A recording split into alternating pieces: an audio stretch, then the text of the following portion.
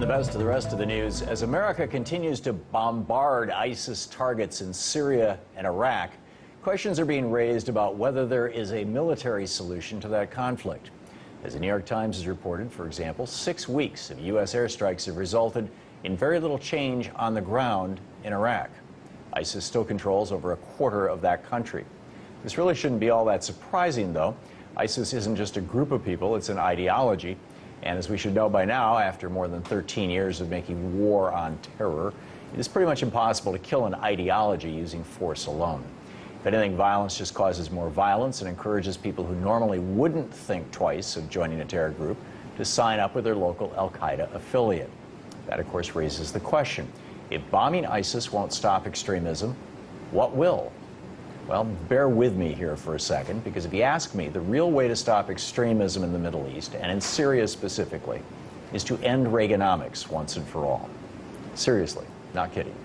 As Majid Rafizadeh has pointed out over at the Daily Beast, one of the most important catalysts for the Syrian civil war was the devastating effect the Assad's regime's neoliberal austerity policies, neoliberal being basically Reagonomics, conservative economics, libertarian economics, austerity policies had on the Syrian economy.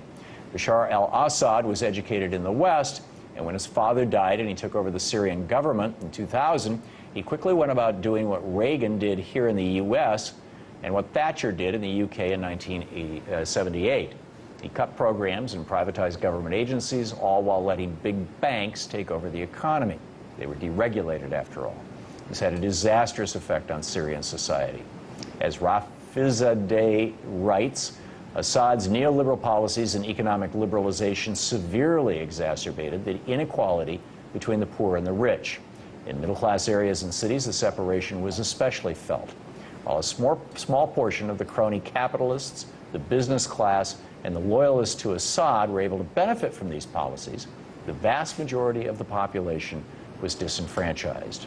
Rural areas were hit especially hard by Assad's austerity policies, leaving them ripe for extremism and revolt, as Islamic charities and schools stepped in to fill in the vacuum that the state created by shrinking the welfare facilities. The same pattern played out throughout the rest of the Middle East, and the vast separation between the wealthy and the poor inevitably led to the revolt of the impoverished, not just in Syria, but also in Egypt, Tunisia, and Yemen, as well as in other Arab countries. The evidence seems pretty clear to me. Reagonomics created ISIS, or at least the conditions in which it could flourish. So if that's the case, and we really want to stop ISIS from spreading, isn't it time to say goodbye to Reagonomics for good? Let's ask Austin Peterson, editor of the Libertarian Republic. Austin, welcome back.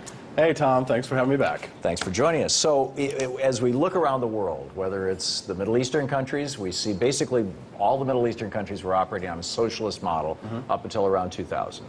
And, you know, they were taking their oil money and they were recycling it to their people. They had strong social safety nets. Like what Venezuela does. Exactly. Right. What well, did. More like what Alaska does. Right. You know, under Sarah Venezuela's Palin. looking pretty good. Continue. And they, well, that's a whole separate issue. They took that oil money and they said anybody can go to college for free in Saudi Arabia and the UAE and in Qatar and Doha. Free college, you know, housing is cheap. Devalue education. They didn't devalue it. Actually, some of the most educated people in the world are coming out of these colleges, world-class colleges. So, and then you get in Tunisia, in Syria, in Egypt, all these countries. And Tunisia bring the heart of the Arab Spring. Listened exactly. They listened to the siren song of the IMF, the World Bank, who said it's time for you to do what Pete Peterson is trying to do to America: cut your Social Security programs, cut your long-term unemployment benefits, no more state-owned industries. Lay off those people. The magic free market will fix everything. Well, first of all, it all fell apart. Tom, I reject Reaganomics. I do reject Reaganomics. I agree with you. It's time that we need to get rid of those types of neoliberal policies. I would advocate for something that's not Reaganomics. You make a mistake in conflating libertarian economics with conservative economics. But let's go back to libertarian Tunisia. economics It's not conservative economics. Farther out on they the are spectrum. supply-siders. They are crazy. supply-siders. I'm a central banking abolitionist. I don't want the banks to take over the economy. The problem is that we have a fascist corporatocracy where the government steps in and regulates the banks and gives them licenses. What I would like is a non-licensing scheme. Remember, Tunisia, the fruit vendor, set himself on fire, started the Arab Spring. Why? Because he could not get a license to sell his fruit. That's why he immolated himself, because he was not allowed to engage in free enterprise, free market capitalism. That's why Arab Spring started. That's what we need in the Middle East. More people who are willing to sacrifice and step up and say we need real libertarian policies that will bring freedom and entrepreneurialism, and that's how we'll get rid of people like ISIS. Fevered dream. Is that not what happened? Nobody's buying it. Did that Tunisian fruit store vendor not set himself on flames because he was not allowed to get a license from government? Because he was impoverished. Because his economy was falling apart. Why did he set himself on fire, Tom? His economy was falling apart because he was listening to the economists who are on your side of the aisle. You don't want to admit it. And you don't want to admit that it's not true, that I had nothing to do with the legacy of Reagan. The Libertarians had nothing to do with the legacy of Reagan. He rejected all of the Libertarians in his cabinet. He threw Ron Paul out. If you really think that filibustering this is any way to have a reasonable conversation, you're missing it. You're not answering the question. But yeah, he couldn't get a license. The Tunisian government had privatized all this stuff, and the oligarchs were controlling. Yeah, the government said no license. The government could we're going to give it to our cronies. This was crony capitalism. Crony capitalism, yes, which you're not a fan of. I get Absolutely not, Tom. So what we find is in the countries that do embrace libertarian politics, like Somalia, for example, the government doesn't involve itself in anything. There is a government in Somalia. I know there is. I know, and they run the army and the police. No, right. And I oppose that. No, I would like to have a separate. You don't think the government should run the army and the police?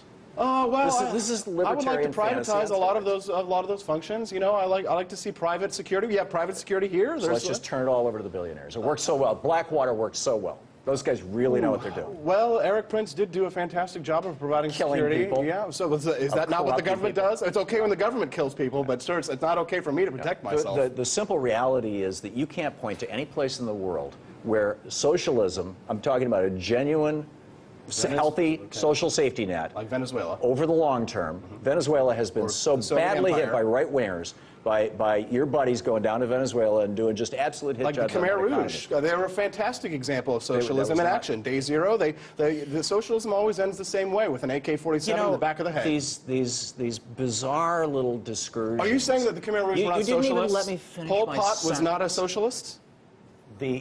No. Mao, Chairman Mao, the 50 million dead Chinese? Not a socialist. These were not socialists. Sweden, Denmark. All of these, yes. You know, the countries where you have a strong social safety net are the countries that work the best.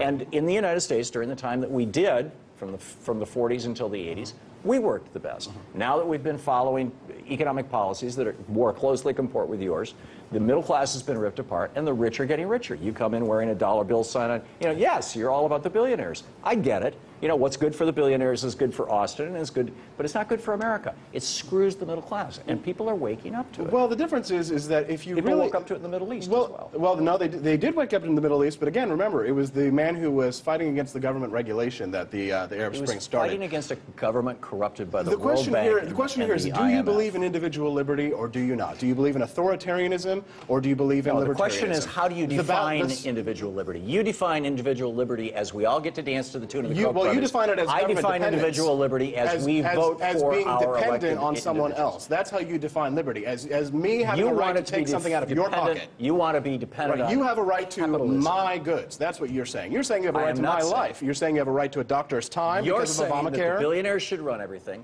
You're saying that the average person should have no say in things. You're saying that workers should have no rights in the founding fathers said the average person should have no say in things. That's why we have an electoral college. This is a republic, not a democracy. You are saying minority all these rights, and it doesn't work. Well, and no, there's no comparison between you and the founding fathers. Tom, always fun. Thanks for having me back. Good to talk to you, Austin.